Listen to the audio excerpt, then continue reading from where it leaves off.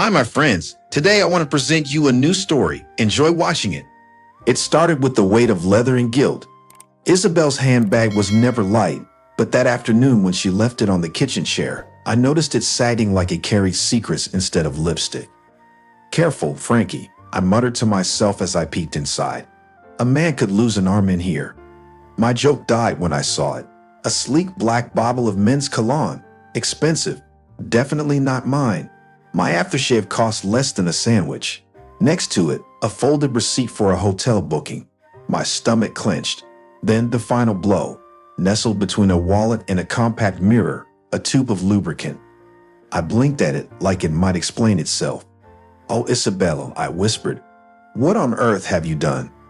I shoved everything back just as the front door opened. Isabel breezed in, humming like a guilty songbird. "You're home early," she said, her smile too wide, her eyes darting toward the handbag. I forced a chuckle. "Yeah, thought I'd surprise you. Maybe catch you before you run off to your, book club." She froze for half a second, then laughed nervously. "Don't be silly. You know we only read once a month." "Must be quite the page-turner," I said, unable to resist. Her glare could have stripped varnish.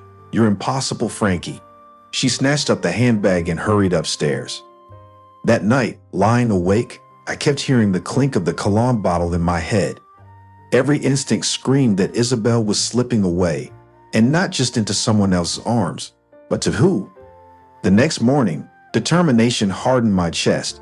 I contacted an investigator I'd once hired to track a runaway delivery truck. This time the cargo was far more precious. "Follow her," I said, "everywhere. Leave no corner unturned." The investigator chuckled. "Sounds like you don't want answers, Mr. Romano. You want the truth.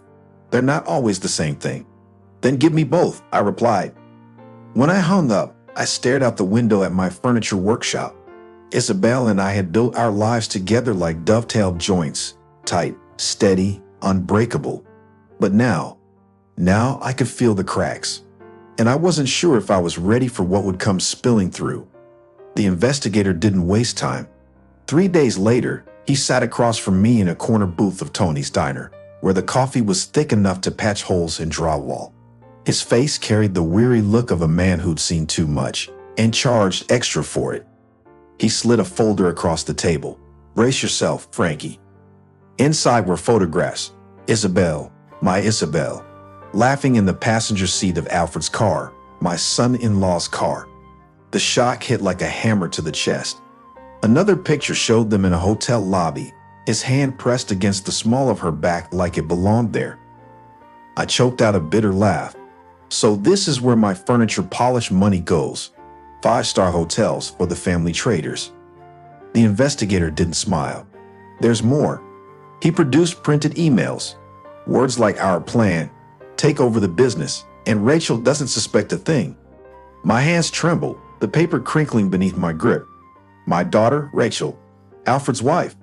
Their betrayal wasn't just adultery. It was a full-scale robbery of everything I built. Later that night, I sat in my office, evidence spread out like a grotesque mosaic. Isabel's laughter in those photos burned through me. I whispered to the empty room, 27 years, Belle, and this is what I get." Rachel knocked softly before stepping in. "Dad, you okay? You look like you've been wrestling a grizzly." I forced a grin. "Grizzly won. I'll get him next round." She tilted her head. "You're hiding something. Don't." My throat tightened. I couldn't tell her. Not yet.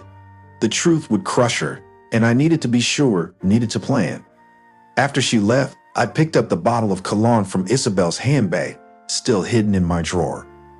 If Alfred and Isabel wanted war, they'd chosen the wrong man to betray. And I already had the first strike in mind.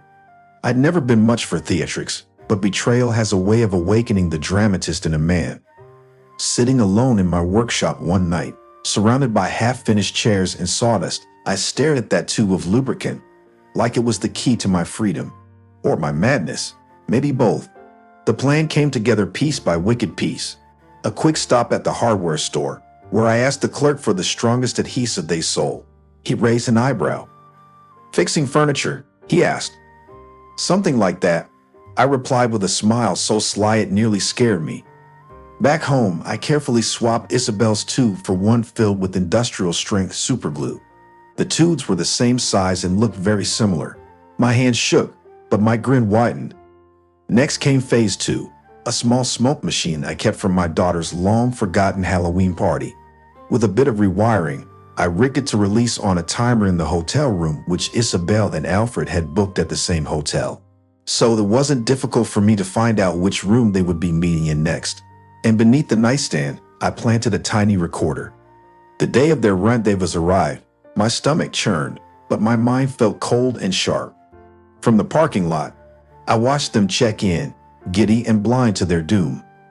Minutes later, faint curls of artificial smoke drifted from the open window. The alarm wailed, sirens blared, neighbors gathered, and then the firefighters burst into the room. The scene that followed would have been tragic if it hadn't been so absurd. Isabel and Alfred, glued together in the most compromising position imaginable, shrieking like cats in a rain barrel. "God help us," Alfred howled. "Not even God wants to touch you now," a firefighter muttered, barely holding back laughter. And as fate would have it, Rachel arrived as part of this particular ambulance crew, her face draining of color as the truth glued itself in front of her eyes. For me, watching from the crowd, it was just as served sticky, loud, and public. And it was only the beginning. The emergency room smelled of antiseptic and shame. Isabel and Alfred were wheeled in together, still stuck like some grotesque two-headed creature. Nurses whispered, orderlies snickered. Even the doctor muttered, "In 20 years, I've seen broken bones and swallowed keys, but this." Rachel stood frozen in the hallway, her face pale as porcelain. "Dad, tell me this isn't real," she whispered.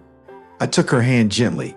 "I wish I could, sweetheart, but sometimes the truth doesn't knock. It barges in with a marching band."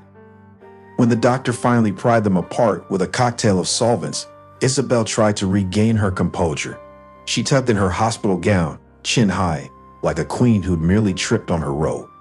Alfred, on the other hand, sat slumped, looking as if he'd been steamrolled by his own guilt. That was my cue. I opened the folder I brought, the one stuffed with photos, emails, and recordings. I laid each piece on the table like a prosecutor in court. "Here's your perfume, Belle," I said, sliding the incriminating bottle across to her. "And here's your business plan, Alfred. Though I doubt the board will approve steal from father-in-law as a mission statement." Alfred's lips trembled. "Frankie, please, Rachel's voice cut sharper than glass. "Don't. Not one word. You've humiliated me, betrayed me, and you think a sorry will patch it up. Glue couldn't hold together what you've broken, although you are excellent with glue." For a second, the room went silent except for Isabel's shallow breathing. Then she snapped, "You're both overreacting. Mistakes happen." I leaned closer, my voice low but steady. "A mistake is forgetting an anniversary. This was a demolition, and you brought the wrecking ball." Rachel looked at me, tears brimming but fierce. "Break up with them, divorced mother. Dad, cut them out like a rotten plank before the whole house falls." I nodded, and in that moment, the hospital walls didn't feel like walls at all. They felt like the first bricks of my freedom. The weeks that followed felt like sweeping up after a fire. The house was quieter, emptier, yet somehow freer. Isabel moved out without ceremony. Alfred vanished into the shadows of his own disgrace. Divorce papers cut ties faster than words ever could. Rachel and I threw ourselves into our work, me in the furniture business and her providing first aid to people. Sawdust became therapy, the scent of oak and walnut steadier than any vow ever spoken. One evening, as we locked up the shop, Rachel slipped her arm through mine. "You know, Dad," she said softly, "they thought they could take everything from us." I smiled, tired but proud. Turns out, all they did was give us back each other. The community rallied too. Customers who winked and said, "Stay strong, Frankie." Neighbors who dropped pies at our door. Even old Tony from the diner who declared my coffee tap permanently free. Sometimes at night, I'd sit alone, letting the silence settle. The pain of betrayal still flickered, but it no longer burned. It smoldered into something else. Strength. And as I looked at Rachel, who laughed, remembering how comical the situation had been at the hotel with the traitors glued to each other. I knew we weren't rebuilding from ruins. We were building from truth. And that was stronger than any glue. Friends, what do you think of this story? Write your opinion in the comments. Would you like more stories? Don't forget to subscribe and hit the bell button so you don't miss any videos. See you tomorrow.